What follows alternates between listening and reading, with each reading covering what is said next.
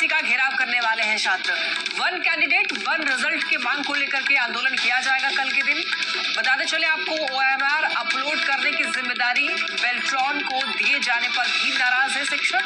कल सुबह 11:30 बजे से प्रदर्शन करने का समय रखा गया है और सभी शिक्षकों से अपील की जा रही है ज्यादा से ज्यादा संख्या में प्रदर्शन में जुटे। तो वन कैंडिडेट वन रिजल्ट की इनकी मांग है। कई सारी समस्याओं को इन्होंने अधिकारियों के सामने भी रखा, लेकिन उसका समाधान नहीं निकल रहा है, जिसकी वजह से नाराज है। टीआरई 3 के रिजल्ट को लेकर के आंदोलन करने की बात की जा रही है।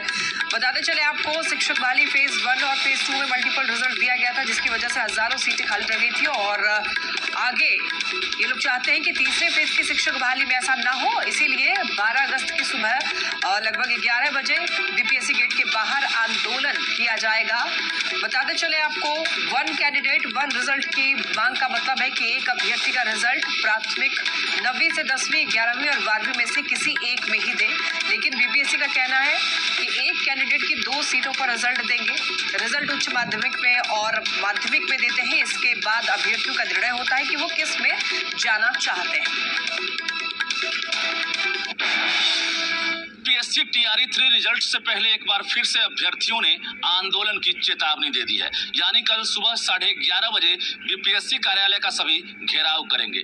छात्र नेता दिलीप भी हमारे साथ हैं, जो आंदोलन की एक तरह से रणनीति बना रहे हैं। जरा बातचीत करते हैं, आखिर फिर से आंदोलन और प्रदर्शन क्यों?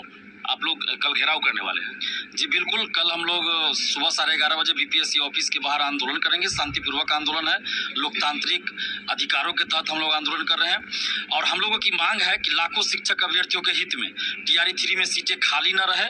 इसके लिए वन कैंडिडेट वन रिजल्ट लागू किया जाए और रिजल्ट से पहले काउंसलिंग करवाया जाए। जिस तरह टीआरई 1 और टीआरई 2 में मल्टीपल रिजल्ट दिया गया, जिसके वजह से हजारों सीटें खाली रह गई और रिजल्ट के बाद काउंसलिंग करवाया गया, जिसमें कुछ फर्जी लोग पकड़े गए तो बाहर हुए, अभी भी फर्जी लोग पकड़े जा रहे हैं, वो बाहर हो रहे हैं। तो ऐसी परिस्थिति में हजारों सीटें खाली रह गई और दूसरी तरफ हजारों शिक्षक अभ्यर्थी योग्यता रखते हुए विज्ञापन की शर्तों के अनुसार सारा डॉक्यूमेंट्स उनके पास, फिर भी उनको नौकरी नहीं मिली, बेरोजगार रह गए। कटअप के बराबर मार्क्स लाने के बाद एक स्टूडेंट है, उनका कई रिजल्ट आ जा रहा है। जी बिल्कुल, एक स्टूडेंट का 2-2, 3-3 जगह रिजल्ट हो रहा है और वो काउंसलिंग कहीं एक जगह करा सकते, जहां पहले काउंसलिंग करवा ली है उसके बाद वो अन्य पदों के लिए नहीं करा सकते। तो फिर रिजल्ट क्यों 3-3-4 जगह दिया जा रहा है? एक ही जगह घेराव करेंगे आप?